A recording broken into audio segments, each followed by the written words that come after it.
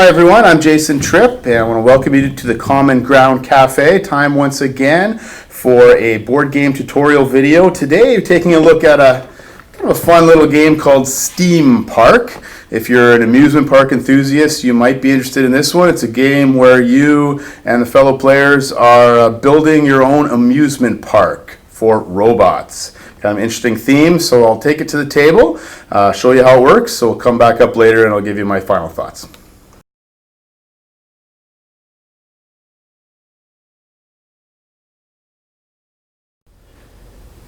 Okay, here we have the basic setup for the game Steam Park.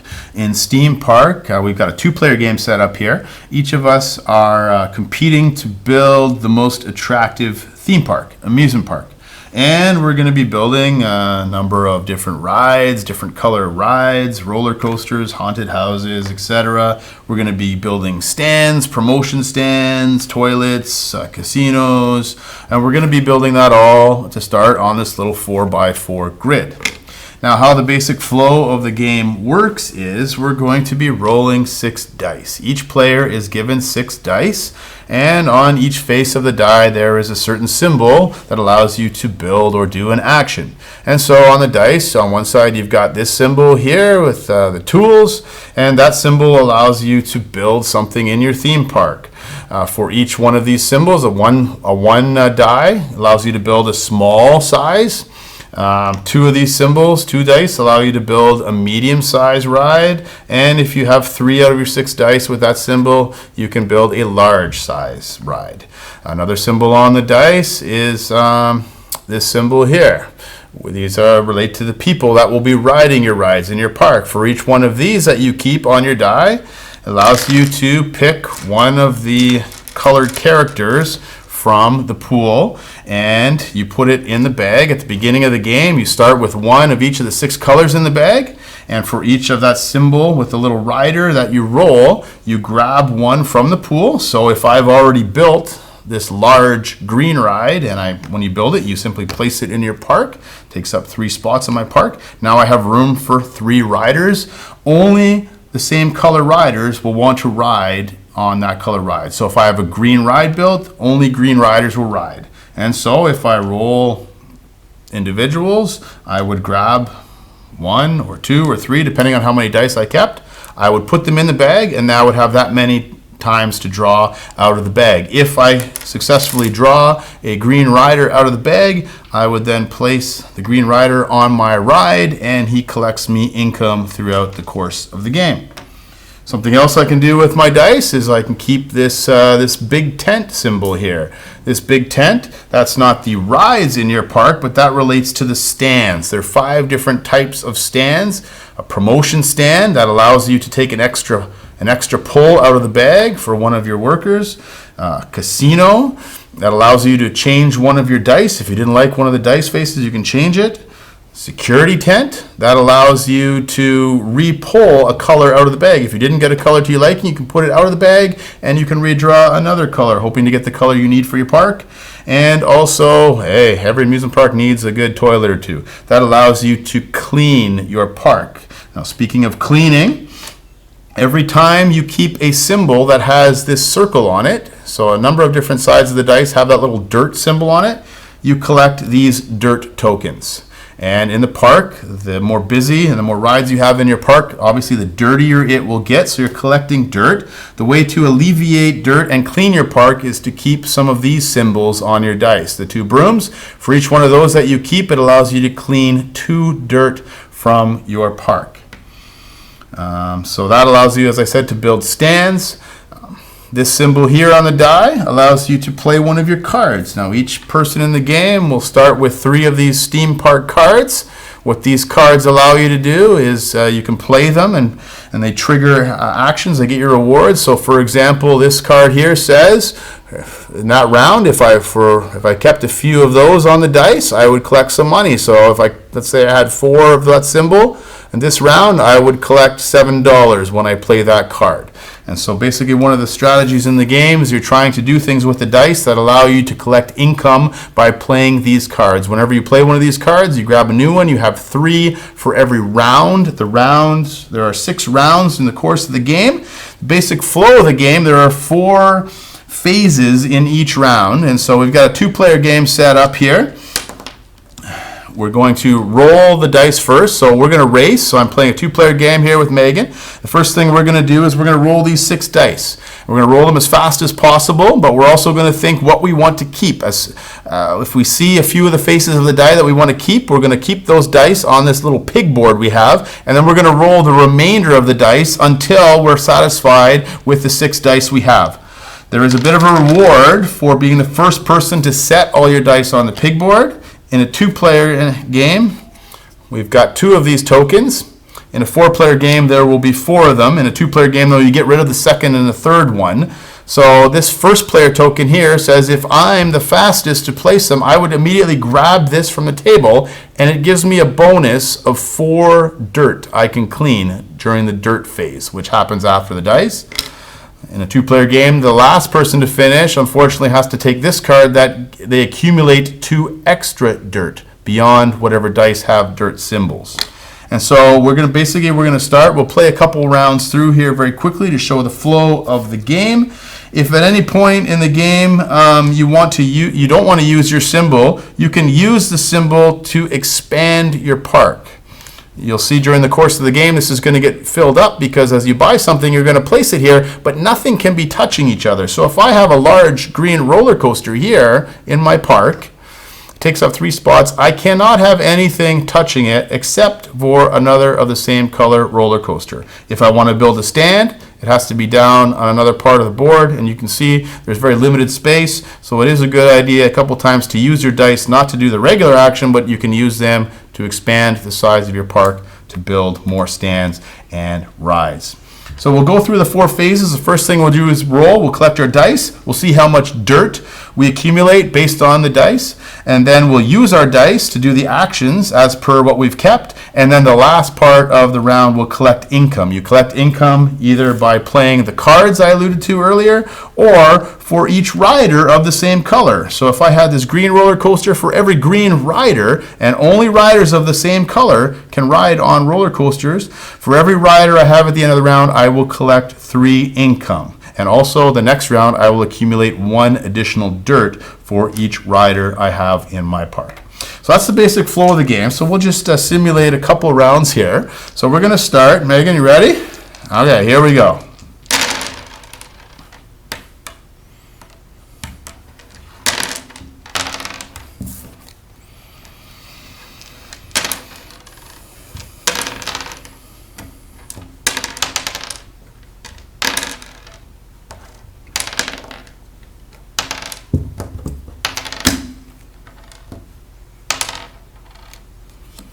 And usually what we say when there's one person continuing to roll, just take whatever you want, Megan, because you're going to get it eventually. So just take whatever you want. You grab that token there. Okay, so that completes the roll round. I was a little quicker getting mine in place, so I grabbed the number 1 token, and Megan grabbed the other token available in the 2-player game. So that completes the rolling phase. Now we're going to accumulate dirt. So we're going to look at our dice. So if you see a close-up of my pig board here, you can see that I have 1, 2, 3, 4. I've kept 4 symbols that have that little circle, that little dirt symbol. So that means I accumulate 4 dirt. But since I got this first token, I have 4 dirt there, so I can remove 4 dirt. So it basically cancels out. I don't accumulate any dirt. Now we go over to Megan's pig board. Maybe you can hold up your pig board, Megan. Let's just see what you kept. And so Megan's got 1, 2, 3, 4. She also has 4 symbols with dirt, so she'll collect 4.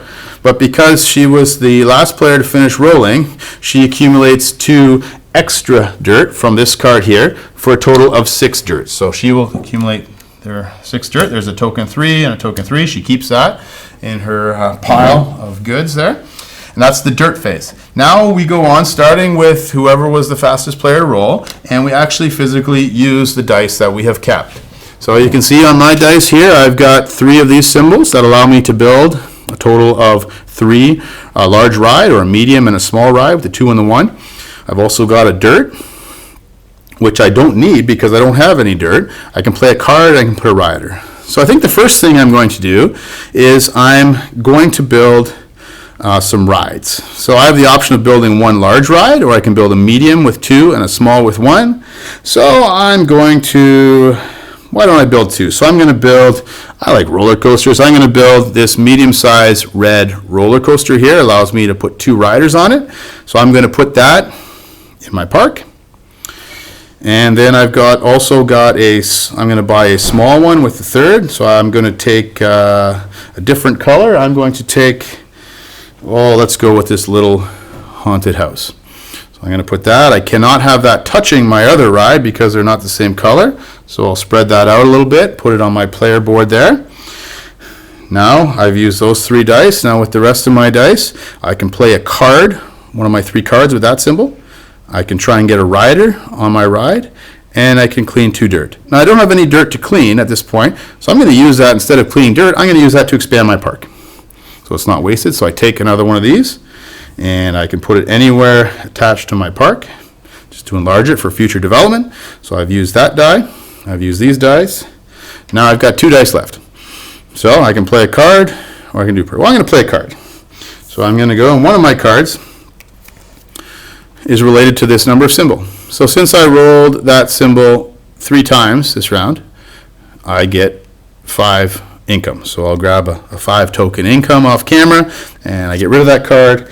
I would get a new card at the end of the round, and that's one way to use income. And then for my final die, I've got 1 person. So I'm going to try and get either a red or a black rider.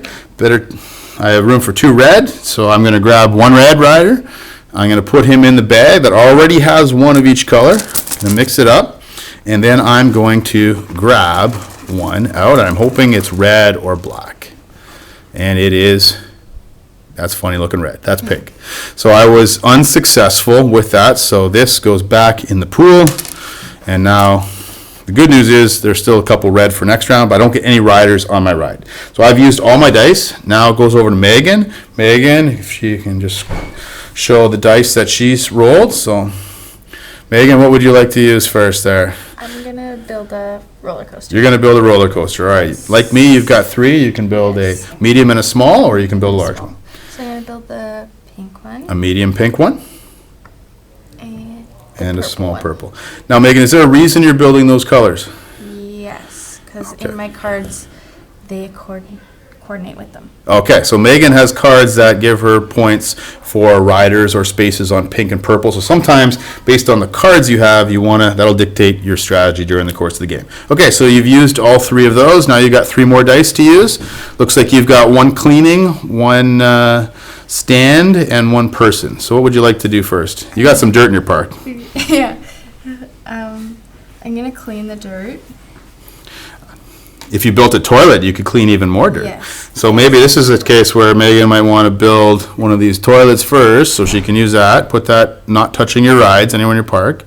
And now when you go ahead, so if she wants to now, she's built her amusement park ride, she's built her stand, she's got 2 dice left here.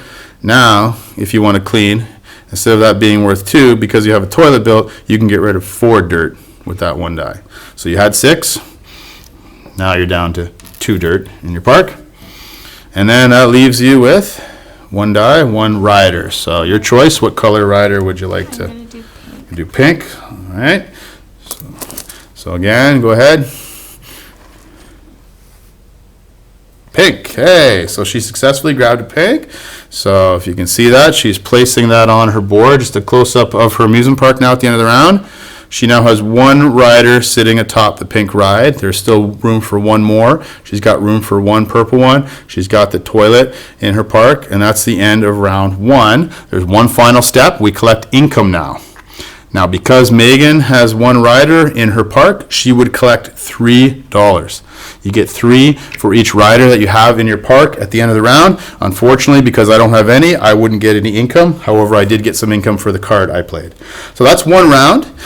We'll repeat that 6 times during the course of the game, starting by rolling, collecting dirt, taking the actions of your dice, and then collecting income. As soon as we complete 6 rounds, the game is over. Whoever has the most income at the end of the game is the winner. I should mention, too, that when you're collecting dirt in all subsequent rides, Not only do the people on your rides give you income, but they will give you additional dirt. For each rider on one of your rides, when you go into the dirt phase, not only do you get dirt from your dice, but you'll get one additional dirt token for each rider you have on each ride.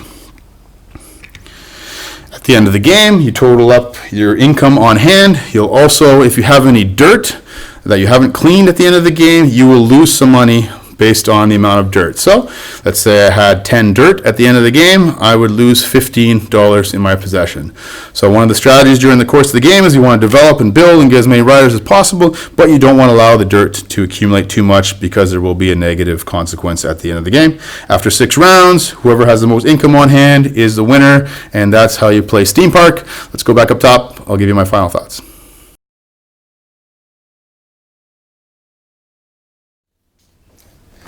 All right, so that's a brief overview of the fun, unique little game, Steam Park. I am a roller coaster amusement park enthusiast, so I really appreciate the theme of Steam Park. That's one of the strengths for me. It's unique. I love the aesthetics too. I love the pieces. It's just something neat and exciting. And I play this with my family. They get excited about each time they're building a unique theme park. How they want to place everything, where they want to place the roller coasters and stands, and so I really like the theme. I think the theme is really is the strength of Steam Park as well as the aesthetics. The components are great. They pop out. That whole three-dimensional idea of building your park really stands out in this game. The replayability is okay. This is probably the biggest negative for me. There is some variability in the game. Of course, you can build unique theme parks each time you play. I find this is a game where I'll pull it out, I'll play it a few times, and then we'll put it away for a few months or a year, and then pull it out again. Sometimes when it's recently my family and I went to an amusement park, and so we pulled this game out to help get us enthused and excited. So the theme really tied into some of what we were doing. So the replayability is okay, but it's not the greatest strength of the game in my opinion. The game length on the box, it says 60 minutes. That's about right. In a 2-player game, a little shorter. It plays 2 to 4 player. I like it with 4 player because you got 4 players rolling the dice, and then there's that race. And not only are you going to get the highest or the lowest, the highest reward or the highest consequence, but there's some middle ones in there. I like it with 4, but it scales well. It's decent with 2 or 3. I've played it with all player counts, and 60 minutes for a 4-player game is about right if you keep the game moving. It seems like an appropriate game length. Any longer than that, it would feel a little drawn out. But for an hour, that's a good game length for a game of this nature. Ease of play, as you saw in the instructions, there's a bit of learning. It's a bit of a learning curve learning this game. But certainly once you get into the flow of how the game works, it's not too difficult. Just got to remember, rolling, collecting dirt, using your dice, collecting income, rinse and repeat. Because of the repetitive nature of the game over 6 rounds, the ease of play is there. It's not too difficult. A bit of learning at first, but once you get to know the mechanics, you're off and running. Tactics and strategy. This is not a heavy game. It's a light strategy game. There are some tactics and strategy involved, however. Sometimes the cards in your hand, as we saw in the 2-player example, will dictate what color rides you want to build or what you want to play. Some tactics too on how fast do I want to get my dice. Do I want to sacrifice having the dice I really want to be able to clean some more dirt? How much dirt do I want to accumulate? There's this give and take, which how much dirt do I want to clean? How clean a park or how large and active a park do I want to have? And so there's a lot of give and take there. So there is a little bit of tactics and strategy throughout the course of the game. There's not a lot of take that. You're not really hurting or what the other players are doing, except when you grab the colored rides, perhaps, that they want to build. And so basically you're building your own thing. There's not a lot of interaction in that regard, but there are some tactics and some strategies. So overall, it's a solid, if not spectacular game. It's one that I enjoy playing from time to time with my family and friends, and it's one of the many games you will find here at the Common Ground Cafe. So thanks for watching, and I will see you again soon for another Common Ground Cafe board game tutorial.